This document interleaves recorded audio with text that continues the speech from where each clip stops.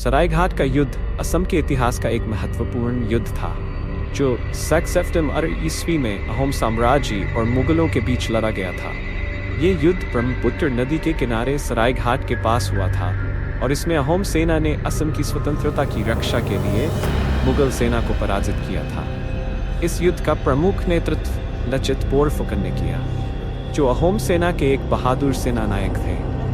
इस युद्ध की पृष्ठभूमि मुगल साम्राज्य की असम पर अधिकार करने की महत्वाकांक्षा से जुड़ी थी। मुगलों ने कई बार असम पर आक्रमण करने की कोशिश की थी, लेकिन अहोम शासकों ने हर बार उनका डटकर सामना किया। मुगलों ने असम को अपने साम्राज्य में शामिल करने के लिए कई आक्रमण किए, जिनमें से सबसे महत्वपूर्ण आक्रमण और लड़ाई सरायघाट की थी। उस समय मुगल सेना का नेतृत्व राजा राम सिंह कर रहे थे, जो एक अनुभवी और कुशल सेनापति थे।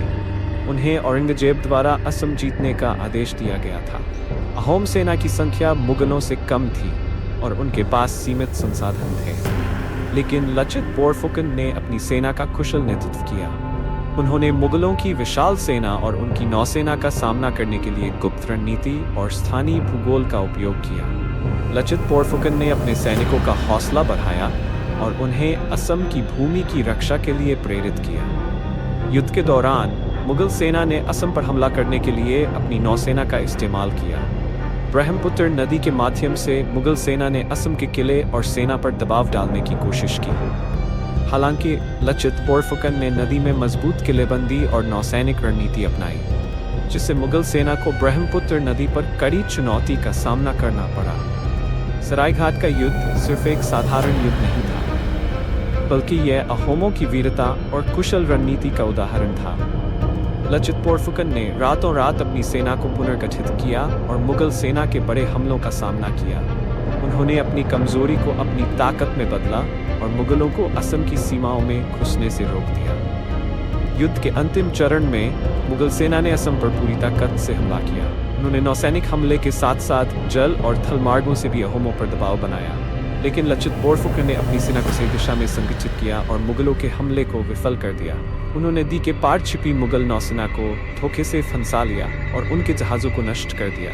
लचित बोरफुकन की इस युद्ध में नेतृत्व क्षमता अद्वितीय थी। उन्होंने अपने सैनिकों को प्रेरित किया और अपने व्यक्तिगत साहस का भी प्रदर्शन किया। यहाँ तक कि जब वे बीमार थे, तब भी उन्होंने युद्ध का नेतृत्व करने का फैसला किया। उनके दृढ़ संकल्प और वीरता ने अहोम सेना को वह शक्ति दी जिसकी बदौलत उन्होंने मुगल सेना को हराया। सरायघाट के युद्ध में मुगलों को हार का सामना करना पड़ा और अहोम साम्राज्य की स्वतंत्रता बनी रही। यह युद्ध असम के इतिहास में इसलिए महत्वपूर्ण है क्योंकि इसने मुगलों की असम पर कब्जे की योजना को असफल कर दिया। यह अहोमों की शक्ति, रणनीतिक कौशल और लचित बोरफुकन के नेतृत्व की जीत थी। सरायघाट का युद्ध सिर्फ सैन्य संघर्ष नहीं था, बल्कि यह असम की स्वतंत्रता और सम्मान की लड़ाई थी।